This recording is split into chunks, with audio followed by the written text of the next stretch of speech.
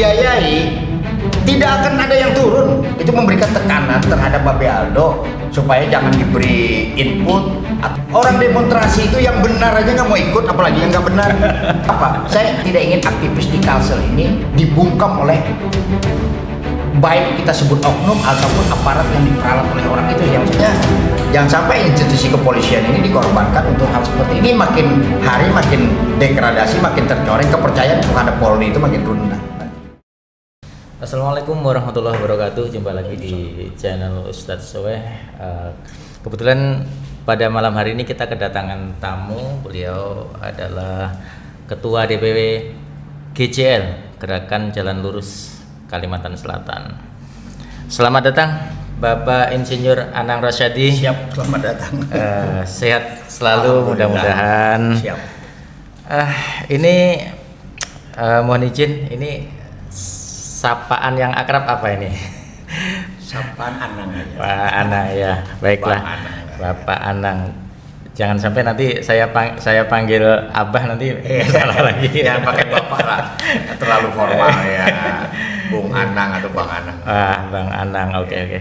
Baik Bang Anang, kesempatan kali ini saya ingin minta pendapat Bang Anang tentang kasus Babe Aldo yang lagi panas-panasnya ini di Kalimantan Selatan ini. Seperti apa Bang tanggapannya? Nah jadi begini, saya kan kita harus membedakan dulu dua sikap antara cara Babe Aldo mengkritik dengan objek yang beliau kritik gitu. Nah ini memang tidak terbiasa di Kalimantan Selatan dengan gaya Babe Aldo seperti itu, to the point, seperti tanpa sekat gitu. Nah ini kan membuat orang panas telinga dan juga membuat orang tidak nyaman gitu. Betul. Nah itu pertama. Kedua, tetapi juga dipisahkan. Yang dikritik ini adalah satu adalah di PDAM, yang kedua adalah ASN yang diawali dengan flexing gaya hedonisme, lalu juga pertanyaan tentang ketidaknyamanan masyarakat terhadap pelayanan daripada PDAM termasuk penyertaan modal. Dua-duanya ini sebenarnya menyangkut ranah publik. Karena dua-duanya ini digaji oleh rakyat. Yang satu flexing, hedonisme, lalu diserang oleh Babe Aldo. Tetapi kan kita kan celakanya kan tidak ada undang-undang beban pembuktian terbalik. Nah, yang diserang dengan gaya hedonisme, flexing, mempertontonkan kekayaan. Kalau undang-undang pembuktian terbalik ada, maka dia harus membuktikan dari mana asal kekayaannya, kan ke sana arahnya.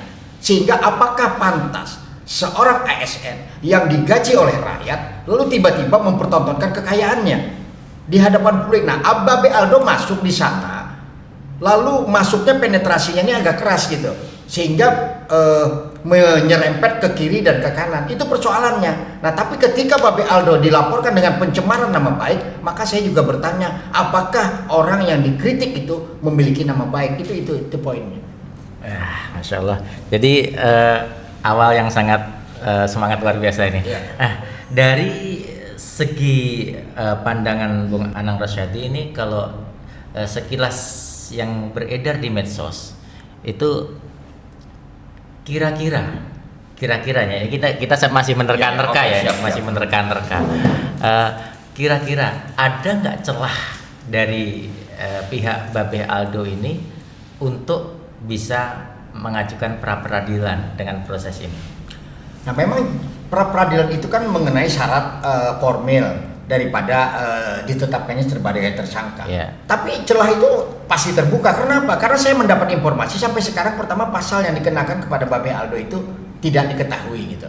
Nah lalu penahanan itu kan di dalam KUHP baru sebenarnya bukan sesuatu yang dipaksakan, walaupun polisi dapat menahan gitu. Nah menahan itu kan ada unsur melarikan diri, menghilangkan barang bukti, nah atau merusak dan seterusnya. Nah itu kan tiga unsur itu sebenarnya tidak terpenuhi gitu. Dan tidak terindikasi untuk melarikan diri. Tidak terindikasi. Yang dirusak apa? Medsosnya sudah tersebar, sudah terekam. Apa yang dirusak dari itu? Mengulangi perbuatan. Kan dia sudah dikadukan gitu, tidak mungkin mengulangi perbuatan dalam pengertian hal-hal yang berbahaya. Artinya kalau logikanya tidak mungkin logika mengulangi tidak mungkin. itu, Nah menahan seseorang itu punya alasan yang rasional, tetapi bagi polisi itu adalah senjata. Menahan orang itu adalah senjata untuk membungkam orang agar orang tidak bersuara lagi gitu. Nah itu lalu kata dapat menahan seseorang itu jadi menjadi sesuatu kewajiban, seperti quote and quote kewajiban. Padahal dalam KUHP baru kita jelas di dalam prosesnya adalah mengedepankan daripada tentang restoratif justice agar kiranya penahanan itu tidak menjadi hal yang utama. Karena apa? Tahanan aja penuh sudah misalnya begitu. Itu kan alasan kenapa restoratif justice, denda, hukuman sosial dan seterusnya itu menjadi pilihan ketika KUHP baru ini diterapkan. Itu poinnya. Iya. Kebetulan kan dalam beberapa berita yang kita baca dari pihak penyidik pun juga belum menjelaskan secara pasti ini ya pasal yang dikenakan apa. Nah, dari pandangan Bung Anang sendiri seperti apa ini? Kira-kira nanti mengarah ke pasal apa dari amatan Bung Anang sendiri? Nah, jadi kayak ini kalau menahan ini kan agak berat. Artinya ini kan pencemaran nama baik itu kan hakikatnya adalah menista orang lain, mencemarkan nama baik orang lain sehingga orang lain itu menjadi tidak merasa nyaman gitu. Artinya ada kehormatan pribadinya yang diserang. Nah, ini kebetulan yang dilaporkan pencemaran nama baik diantaranya ya. Nah, ini pasalnya kan pencemaran nama baik. Itu kan bertingkat, ada pasal 27 dan seterusnya sampai pasal 51 gitu. Nah, yang berat ini kan di pasal 51 dan sebelumnya gitu. Tapi kan di KUHP baru itu kan pencemaran nama baik itu kan dibatasi, putusan MK 105 itu juga membatasi tentang pencemaran nama baik itu. Apalagi misalnya pejabat publik itu dikecualikan ya. Nah, itu hal yang dikecualikan. Tetapi harkat dan martabat seseorang memang dilindungi di dalam undang-undang. Lalu disitulah kenanya. Nah, tapi pertanyaan saya kembali, apakah ASN yang pada saat itu diserang melakukan sesuatu yang tidak pantas buat masyarakat, lalu dia memiliki nama baik? Itu satu. Nah, ini kan Babe ini kan yang agak melebarkan soal ke narkoba. Saya lihat pernyataannya itu, di mana menyangkut keluarganya yang berada. Apakah suaminya, saya tidak tahu, pokoknya di Karangintan lalu merembet sampai ke sana. Kan itu yang dipersoalkan, yang sekarang indikasinya kuatnya bukan flexing ke hedonisme lagi atau ke PDAM. Arahnya yang ke narkoba itu yang saya merasa, feeling saya ke sana gitu. Karena itu dianggap mencemarkan keluarganya, dianggap membawa-bawa keluarganya, menista keluarganya. Tapi ada satu yang dicatat. Seorang narapidana untuk menjadi anggota DPR pun harus mengumumkan dia bahwasanya bekas narapidana. Artinya apa? Itu yang dikecualikan, bahwasanya orang yang memang pernah melakukan kejahatan itu memang harus mengumumkan dirinya tanpa harus diumumkan orang lain. Nah, itu. Jadi kalau memang mau merontokkan itu, bahwasanya dia punya nama baik yang tidak boleh diganggu, itu pasti gugur di dalam pra peradilan. Kalau misalnya pasal yang dikenakannya misalnya menyangkut tentang mencemarkan nama orang lain gitu. Itu intinya. Kan untuk menjadi calon anggota DPR seorang narapidana saja harus mengumumkan bahwasanya saya bekas narapidana. Artinya mengumumkan dirinya sendiri dia penjahat gitu. Nah, apalagi orang yang memang sekarang di dalam proses kejahatan itu. Lalu di mana pencemaran nama baiknya? Misalnya gitu. Pencemarannya di mana? Itu yang harus dipahami. Kalau toh misalnya merasa tidak nyaman, tentu tidak berat sesuai dengan undang-undang yang ada gitu, dengan pasal 27 misalnya, dengan hukuman yang masih di bawah 2 tahun, bahkan 9 bulan gitu. Jadi kalau kita analisa ringan nih ya, ini kemungkinan ada tanda tanya besar ya di balik ini ya kayaknya. Ini bukan analisa ringan ya, ini analisa berat gitu. Ada pejabat yang terganggu, yang tidak terbiasa dengan cara Babe Aldo. Nah, memang Babe Aldo ini kalau dibilang offside, saya bilang offside gitu kalau di Kalimantan Selatan. Jadi cara kritiknya itu offside. Tapi kan itu memang karakter orang masing-masing ya. Apalagi beliau sebagai aktivis di jalanan mungkin punya karakter seperti betul, itu. Kita tidak bisa mengkatalisasi atau mengontrol karakter seseorang gitu. Nah, jadi karakter seperti itu hanya dilihat di mana objek dan subjeknya yang dia serang gitu. Kalau masih menyangkut ranah publik, ingin memperbaiki PDAM, ingin meminta pertanggungjawaban, polisi juga harusnya memeriksa juga. Begitu Babe Aldo mengangkat persoalan-persoalan tentang adanya dugaan misalnya tindak pidana di PDAM, maka polisi juga harus masuk, harus adil. Nah, satu. Yang kedua, pegawai negeri yang melakukan flexing, hedonis, itu harusnya dipecat lebih dulu daripada Babe Aldo yang harus ditangkap gitu. Karena di mana-mana yang terakhir anaknya flexing di Bangka Belitung ya kalau tidak salah ya. Anak yang memamerkan kain, orang tuanya mundur. Sempat viral juga itu. Ya, nah, artinya apa? Tanggung jawab moral itu seharusnya ketika misalnya bupati melihat anak buah tidak benar, harusnya anak buah ini sudah diberikan teguran, bukan malah merajalela gitu. Harusnya dikontrol itu. Saya tidak membela Babe Aldo secara ansih gitu, termasuk menyerang misalnya orang-orang di Balangan, tapi ini adalah proporsi gitu. Ketika menjadi digaji oleh rakyat, maka tentu kelakuan itu harus melekat seluruhnya kepada dia dan bahkan keluarganya. Jadi kalau ada konsekuensi terhadap keluarganya, itu adalah konsekuensi dia akibat dari flexing dan hedonis tadi. Itu, maka orang mempertanyakan dari mana you punya kekayaan. Sayangnya kan kita tidak punya undang-undang beban pembuktian terbalik, kan di situ celakanya. Misalnya Febri yang terakhir, ada harta sekian 74 kilo, ada uang begitu banyak, tiba-tiba dia mengatakan bukan uang dia. Ini kan gila semua artinya. Kita ini di dalam kepemimpinan yang gila gitu. Iya. Jadi jangan ikut gila, itu aja intinya. Iya. Kembali lagi pada ini, Bang Anang, pada proses penyidikan dan proses yang dilakukan pihak kepolisian sampai sekarang ini, sampai ke penahanan. Ini kan kalau kita lihat sepertinya sangat singkat, bahkan keterangan dari PH-nya sendiri diperiksa di hari itu jam 10.30 siang sampai maghrib. Kemudian setelah maghrib itu sudah keluar seperti surat penggeledahan, surat ini itu sampai panggilan mobil tahanan segala macam itu sudah ada, dan seperti sudah disetting bahwa habis maghrib itu sudah ditetapkan sebagai tersangka dan ditahan itu. Menurut pandangan Bang Anang seperti apa? Yang jelas setiap perkara yang terlihat dan terbaca aneh itu pasti ada sesuatu yang salah atau ada sesuatu pendukung lain di belakangnya. Satu, kedua ini melawan orang tua. Artinya ini kan menyangkut kepada Bupati Balangan. Itu kan, iya. itu pertama dulu ya. Tapi apakah dia yang mendanai itu wallahu alam. Iya. Tapi yang kedua adalah gerakan demonstrasi di Kalimantan Selatan ini. Orang demonstrasi itu yang benar aja nggak mau ikut, apalagi yang nggak benar. Jadi yang benar itu kalau nggak dibiayai, tidak akan ada yang turun membela kebenaran sekalipun, membela saudara sekalipun. Kalau tidak diberikan sesuatu, dia tidak akan turun. Sulit mencari di Kalimantan Selatan ini orang yang mau melakukan demonstrasi, menuntut sesuatu itu dengan ikhlas gitu. Apalagi persoalan yang tidak menyangkut persoalan rakyat. Ya, ini kan sangat persoalan personal, itu kan ganjil gitu. Sangat jauh dari logika ya. Jauh. Jadi kalau sesuatu yang tidak logik, itu pasti ada sesuatu yang tidak beres di belakangnya. Itu udah bisa dipastikan gitu. Jadi tapi sayangnya kalau aparat mengakomodir seperti ini menghancurkan institusi polisi secara keseluruhan. Misalnya kerja oknum yang seperti ini, tapi institusi ini bisa hancur, bisa tambah ruwet gitu. Karena apa? Bahayanya misalnya kalau misalnya Babe Aldo mengkritik seperti itu, pencemaran nama baik, apakah menjadikan huru hara sehingga pasalnya nanti misalnya berat? Karena kan pasal yang berat itu kan hoax, menimbulkan huru hara, menyebabkan harkat dan martabat orang, menyebabkan orang rugi. Apa ruginya misalnya bagi orang itu? Nah ini kan beda kalau misalnya kayak kasus Richard Lee dan lain-lain, itu kan beda karena dia ada usaha lalu pekerjaan dia itu menyebabkan kerugian orang lain. Nah itu dia memang hukumannya berat di pasal 51. Jadi kalau kemungkinan sampai ke arah pasal 51 mungkin kami berharap juga masih kecil kemungkinan, akan tetapi paling tidak dari pihak Babe Aldo sebagai penasihat hukumnya, mereka kan juga harus antisipasi ini supaya ke situ.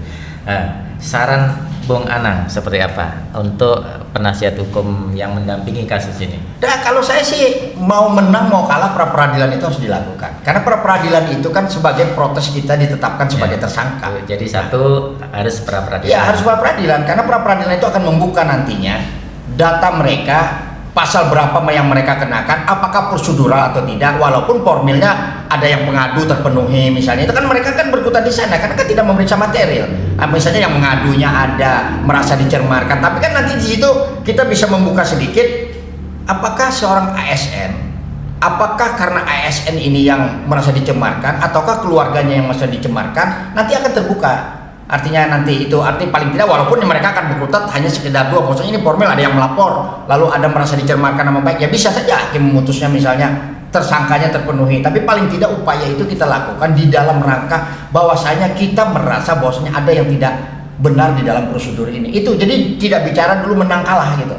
Jadi untuk misalkan ini kalau kita amati kan dari medsos yang beredar itu ada penyampaian dari RA ini menyatakan bahwa ada sedikit indikasi ke arah pemerasan dari pihak Babe Aldo.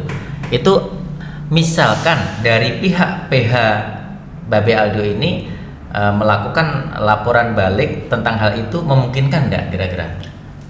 Oh ya mungkin aja sih semuanya. Kalau merasa dicemarkan juga kan, artinya ada yang orang menuduh memeras. Memeras itu kan banyak definisinya. Yeah. Tidak bisa misalnya orang misalnya bercanda biasa dianggap memeras itu kan ada mens rea-nya. Misalnya menelpon, mau nyebut angka, mengancam. Kan memeras itu kan dengan ancaman, tidak bisa memeras tanpa ancaman. Misalnya apabila you tidak misalnya memberi saya sekian, maka Anda akan saya bla bla bla. Nah itu namanya pemerasan. Oh, jadi ancaman konsekuensi bila tidak memberikan itu ya? Iya. Ancamannya. Ancamannya kan begitu, kalau memeras kan seperti itu. Iya, Nah, iya. jadi kalau misalnya ada orang bercanda misalnya meminta atau apa, itu tidak masuk kategori di dalam pemerasan. Pemerasan itu ada ancaman. Kalau Anda misalnya mau stop ini barang, you kasih sekian. You kasih sekian. Itu kan ada seperti itu. Jadi tidak bisa memplesetkan kalimat-kalimat misalnya candaan atau sekedar kalau di dewan kan biasa wani piro gitu. Nah, iya. Ya, artinya ada kadutnya. Nah, kalau setiap persoalan kan saya kan pernah di dewan gitu 20 tahun yang telah lewat aja udah ada seperti itu. Setiap ada persoalan, setiap ada anggaran, ada kadutnya. Ada juga kah? Ada juga kan kita. Nah, itu kan kalimat yang paling saya musuhi ketika saya di dewan. Ketika mendengar kawan-kawan bicara ada aja duitnya, itu kalimat yang paling saya musuhi gitu. Sampai detik ini kan Babe Aldo masih ditahan nih Bang, dan untuk ditemui pun dari penjelasan penasihat hukumnya sangat susah, sangat ketat. Bahkan istrinya ada juga dari pernyataan istrinya itu ketika istrinya berhasil masuk bersama penasihat hukum, dan penasihat hukum pun dibatasi waktu itu, cuman boleh satu yang naik sama istrinya, sama anaknya yang masih kecil 2 orang itu. Nah, di situ itu ketika ngobrol dengan Babe Aldo itu pun dari penjaga petugas yang ada di situ merapat, jadi di dekat mereka. Apakah itu diperbolehkan atau memang SOP-nya seperti itu atau seperti apa pandangan Bu Ana? Itu sebenarnya tidak boleh, ini kan urusan keluarga. Kalau didampingi itu kan nanti kalau misalnya dia pada saat pemeriksaan. Nah, apa hal-hal yang misalnya harus itu kan intimidasi namanya, mempengaruhi orang. Kalau sekedar dia bicara, mau dia bicara apa aja kan urusan dia dengan keluarganya. Tidak ada SOP seperti itu misalnya. Ini kan bukan teroris, bukan apa. Jadi tidak ada kalau misalnya polisi atau kita mendampingi pengacara dalam pemeriksaan, dia didampingi, dipepet. Nah, itu kan berarti membatasi orang untuk berkomunikasi. Itu memberikan tekanan terhadap Babe Aldo supaya jangan diberi input atau apapun sehingga makin perasaan itu makin tertekan gitu. Jadi itu feeling saya. Jadi yang jelas ada kejanggalan yang sangat luar biasa. Soal dilaporkan berapa bulan sebelumnya, tapi ada persoalan yang saya selalu garis bawahi. Ketika seorang ASN itu adalah berarti dia membawa nama baik semuanya. Satu, kedua, ketika itu muncul, mestinya bupati sudah harus mempanis Ricky Amalia. Berarti saya sebut aja karena kan itu kan berangkat sudah. Jadi itu kan harusnya dipanis karena sebagai seorang ASN itu harusnya tidak berperilaku seperti itu. Nah, itu adalah tugas bupati pada saat itu. Begitu terangkat di publik, itu jangan dilindungi gitu. Artinya, oh ini kok pekerjaan sebenarnya paling tidak disuspend, artinya yuk pinggir dulu. Itu cara kepemimpinan seorang yang baik gitu. Tapi kalau kepemimpinan yang tidak baik, ya itu memang sulit seperti itu. Nah, tapi di sisi lain Babe Aldo juga memang agak dengan gayanya ini kadang-kala ya memang saya memang memperhatikan agak nyerempet gitu. Jadi agak nyerempet lalu seolah-olah bagi aparat itu menyerang pribadi gitu, menyerang keluarga. Tapi kan akumulasi ini kan masuk gitu. Karena kan yang kasus terakhir kan anaknya yang flexing, yang hedonis kan orang tuanya yang harus mundur. itu kan kasus, artinya sama seperti ini. Ketika ada asap itu muncul sebelum jadi api, mestinya bupatinya sudah harus memberikan tanggapan, jangan diam gitu. Kalau dia diam, orang akan mengatakan itu benar gitu. Nah, dan membiarkan, melindungi. Harusnya begitu ada muncul seperti itu, dilihat ini sikapnya hedonisme, maka misalnya tidak ada pekerjaan lain selain daripada aparat, maka patut orang menduga bahwa itu adalah hasil-hasil tidak baik duitnya. Itu yang harus digarisbawahi oleh bupati sebenarnya. Jadi dengan kesimpulannya dengan diamnya atasan si RA ini kemungkinan memang sengaja ada pembiaran dalam kasus ini ya mungkin.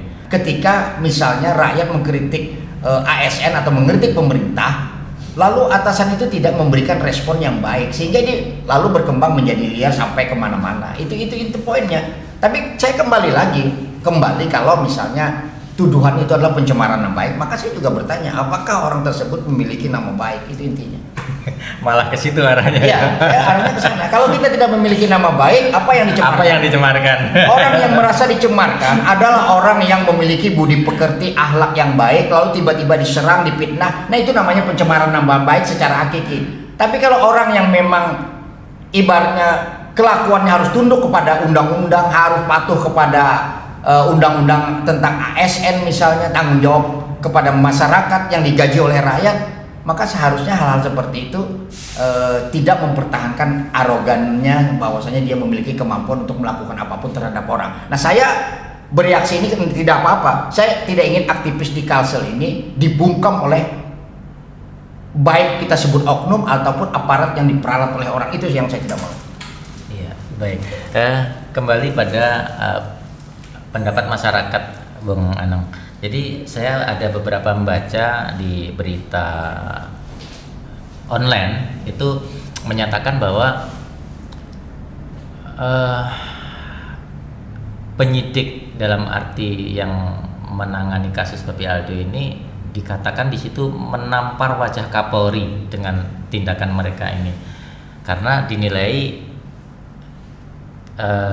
proses yang begitu dipaksakan dan banyak indikasi-indikasi yang patut dicurigai, kejanggalan-kejanggalan dan sebagainya. Nah, berita-berita seperti itu apakah itu menurut Bung Anang sah-sah saja gitu?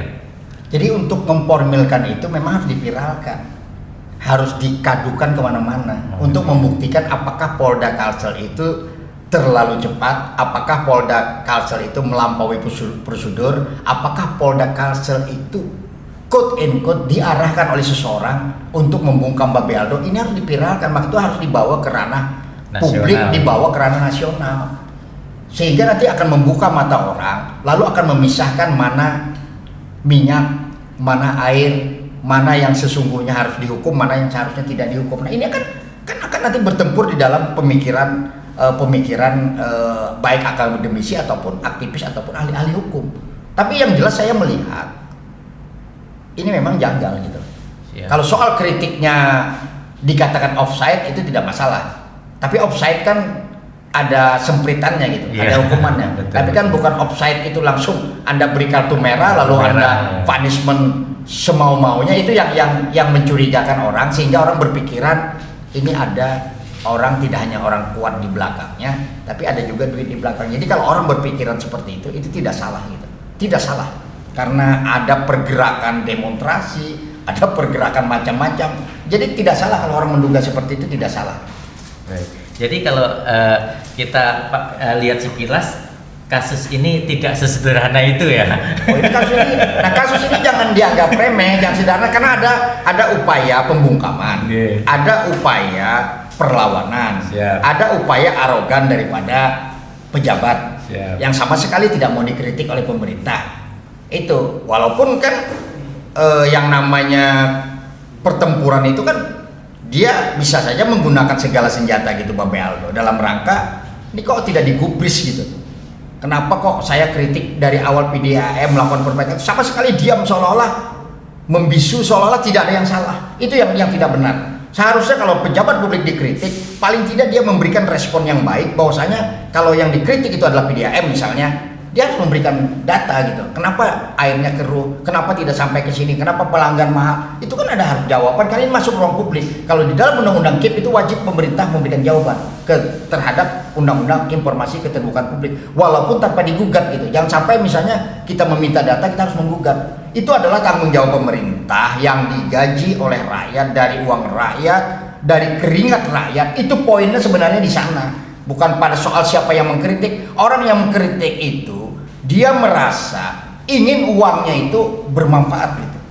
Agar pembayaran pajaknya bermanfaat. Tapi ketika uangnya ternyata digunakan untuk flexing, untuk hedonisme, atau untuk hal-hal yang lain tidak bertanggung jawab, tentu kan pemilik duit ini kan mempertanyakan, loh kok duit saya dibawa kemana gitu? Kenapa tidak diberikan yang bermanfaat? Kalau digunakan yang bermanfaat, maka otomatis ini adalah menjadi amal jariah bagi pembayar pajak. Tapi kalau digunakan yang tidak baik, ini adalah dosa jariah yang berkepanjangan. Masya Allah. Jadi ini kalau sudah bicara hedon ini makin seru nih kayaknya. Ya. Saya boleh nanya nggak nih Bang? Ya. Abang kan sudah lama nih di lingkup pemerintahan ya. Kalau sekelas RA ini kira-kira gajinya berapa sih Bang? Nah maka dari itu, nah ini kan gini, itu kan yang dipertanyakan orang. Tetapi karena saya ulangi, dikarenakan kita ini tidak ada undang-undang pembatasan transaksi tunai, tidak ada undang-undang beban pembuktian terbalik, maka harta yang didapat dari manapun, dari hantu, dari langit, dari setan, itu adalah harta halal bagi mereka. Ya contoh terakhir ya Febri, dari mana dia kekayaan 74 kilo dengan uang 549 miliar, lalu dibilang titipan orang lain, lalu merambah kemana-mana, ini untuk dakwah, ini untuk ini. Nah kalau undang-undang beban pembuktian terbalik, itu pasti, itu ketahuan. Karena apa? Harta halal dan harta haram itu terpisah. Itu poinnya. Jadi harta halal dan haram terpisah, sehingga orang hanya boleh memiliki harta halal. Sehingga begitu ada di tempat lain, itu haram sifatnya gitu. Jadi tidak perlu lagi dicari bahwasanya ini titipan orang lain. Kalau titipan orang lain, berapa gaji orang lain bisa sampai hampir 1 triliun itu? Di mana berapa tahun orang bekerja kalau tidak maling? Betul sekali. Nah itu intinya. Jadi intinya seperti itu. Jadi kemarin sempat saya kedatangan tamu dari Jakarta ke Direktur Pasti Indonesia, itu sempat nyinggung masalah itu Bang. Sosok RA ini gajinya berapa kok bisa sampai operasi plastik di Korea, bisa jalan-jalan ke luar negeri ini dan itu. Nah itu saya justru bingung, loh beliau yang dari Jakarta menanyakan di sini hal itu. Ya, makanya itu tadi kan kecurigaan orang bahwasanya ketika gajinya rendah, misalnya usaha lain tidak ada, lalu tiba-tiba bisa kaya raya, maka orang kan boleh bertanya dong, dari mana Anda dapat kekayaan itu. Nah cuma kan kita tidak bisa mengejar mereka, karena itu tadi, karena ketika tidak ada undang-undang pembatasan transaksi tunai, tidak ada undang-undang beban pembuktian terbalik, maka itu menjadi bias gitu. Nah itu persoalannya, makanya PPATK itu jadi tidak berguna. Padahal PPATK itu bisa melihat alur uang orang, tapi PPATK ini kan ngintip aja. Kalau ngintip, kalau cocok main, kalau tidak cocok ya lewat gitu aja. Nah, itu poinnya. Jadi itu mau dia operasi kemana pun tidak masalah kalau misalnya dia memiliki alur kekayaan, alur duit yang baik gitu. Nah, Babe ini kan di situ dia dalam pikiran itu kayak ada undang-undang beban pembuktian terbalik gitu. Lalu kita bisa mengejar orang, Ikam dari mana kekayaan Ikam? Nah ini, tapi kan di kita kan tidak seperti itu. Lalu seolah-olah ketika kita menanyakan sesuatu seperti itu, lo dianggap itu mengurusi piring nasi orang lain. Padahal kalau misalnya domainnya di atas tadi, maka domain yang paling atas itu adalah piramidanya, adalah dia digaji oleh rakyat, itu intinya, dan harus bertanggung jawab terhadap kehidupannya, terhadap rakyat yang menggajinya. Itu poinnya. Dari sekian banyaknya proses yang sudah dijalani Babe Aldo, ini kan kemarin sempat cerita dari penasihat hukumnya, itu pemeriksaan pertama saat ada panggilan itu kan beliau posisi di Surabaya. Nah ini penyidik ini 3 orang penyidik terbang ke Surabaya meminta saksi meminta keterangan saksi di Surabaya sana. Nah otomatis ini kan perlu biaya nih ke Surabaya, pulang pergi dan sebagainya untuk akomodasi. Apakah ini memungkinkan dari prosedur penyidikan itu memang melakukan seperti itu untuk memeriksa saksi terlapor di luar daerah seperti itu? Mungkin aja, tapi itu jarang terjadi gitu. Jarang terjadi. Apalagi untuk kasus seperti ini jarang terjadi. Berarti kalau dia memeriksa saksi di sana kan, yang saya dengar infonya kan ada kerugian orang lain gitu. Berarti pasal arahnya itu memang pasalnya sudah mereka ingin setting yang lain. Saya curiga seperti itu. Sehingga pasal itu dikaitkan nanti bosnya akibat dari perbuatan Babe Aldo menyerang si A, si B, maka ada orang lain yang dirugikan, bisnisnya terganggu dan sebagainya. Tapi itu juga harus dibuktikan bisnis apa yang mereka lakukan sehingga terganggu. Tidak bisa serta-merta seperti itu aja. Karena ini bukan yang saya bilang seperti kasus-kasus lain gitu, di mana berita hoax, pencemaran nama baik, menyebarkan berita bohong, mendistribusikan transmisi, lalu menjual barang yang artinya dapat merugikan orang lain sehingga orang lain dirugikan sekian, maka pasal itu mungkin bisa kena. Tapi kalau misalnya orang yang alur pekerjaannya tidak ada mau dikenakan pasal itu, hati-hati. Saya hanya menjaga institusi kepolisian, jangan karena misalnya ini misal ya, ingin melindungi seseorang lalu mengorbankan institusi, itu sayang. Seperti Pak Soleh katakan tadi, bahwasanya jangan sampai institusi kepolisian ini dikorbankan untuk hal seperti ini. Makin hari makin degradasi, makin tercoreng, kepercayaan kepada Polri itu makin rendah nantinya. Itu yang harus dijaga. Baik, Bang Anang. Kira-kira ini pesan terakhir, Bang Anang. Pesan terakhir untuk pihak penyidik maupun untuk pihak pendamping seperti apa, Bang? Ya, harapan terbesar kita kan tentu pesan daripada KUHAP itu kan tentang RJ itu dikedepankan. Ya, restoratif justice itu kan dikedepankan. Artinya pihak-pihak ini kan urusan dunia nih. Kalau misalnya mempertahankan arogannya, maka pertanggungjawaban terhadap dunia ini lebih berat loh. Karena apa? Dia harus meminta maaf kepada orang itu. Jadi ini yang harus dipahami. Karena dosa terhadap makhluk itu tidak ada ampunannya kecuali makhluk itu sendiri. Nah, RJ ini adalah salah satu alternatif yang bisa dilakukan. Betul. Nah, itu. Kalau misalnya pihak balangan, ini katakanlah saya terpaksa menyebut harus pihak balangan gitu, karena ini ada kaitan banyak orang gitu. Nah, merasa terlalu dirugikan, makanya hati-hati juga mereka. Karena ini apa? Karena ini mereka adalah di bawah naungan soal pejabat yang bertanggung jawab terhadap rakyat.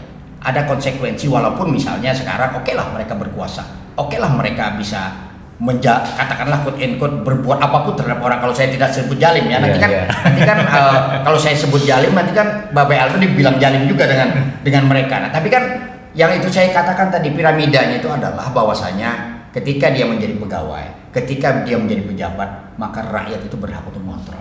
Sesakit apapun kontrol rakyat itu harus dijawab, jangan didiamkan. Kalau didiamkan berarti ada kemungkinan benar. Nah, ketika mereka melindungi tuduhan itu benar, artinya mereka ada kesalahan, maka itu pasti ada potensi-potensi lain di dalamnya yang akan terungkap. Itu yang membuat ini barang yang diangkat Babe Aldo ini menjadi seperti ini gitu. Jadi itu poinnya. Jadi saya tidak melihat tata cara Babe Aldo mengkritik. Saya tidak melihat misalnya kemana arahnya, tapi saya melihat adalah sebuah pemisahan. Ketika seorang pegawai negeri, seorang pejabat dikritik oleh rakyat, maka dia wajib menjawabnya. Itu karena apa? Semua kepribadian itu, walaupun dia punya uang dari luar, tapi tetap dia sebagai ASN, sebagai pegawai, dia tetap bertanggung jawab terhadap rakyat yang menggaji. Itu poinnya dulu. Jadi ada poin ketika seseorang diberi amanat, itu dia harus lebih membuktikan kepada orang daripada kita yang tidak diberi amanah gitu.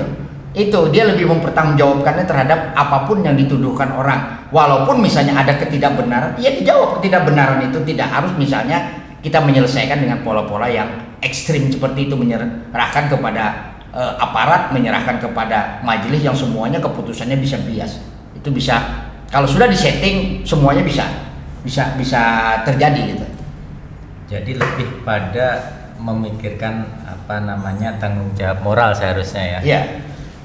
Baik, Bang Anang, terima kasih atas kehadirannya. Mudah-mudahan pian sehat selalu. Sama-sama. Mudah-mudahan suara kita ini didengar oleh yang seharusnya mendengar, dan kedepannya akan jadi bahan evaluasi dan koreksi untuk semua pihak. Terima kasih.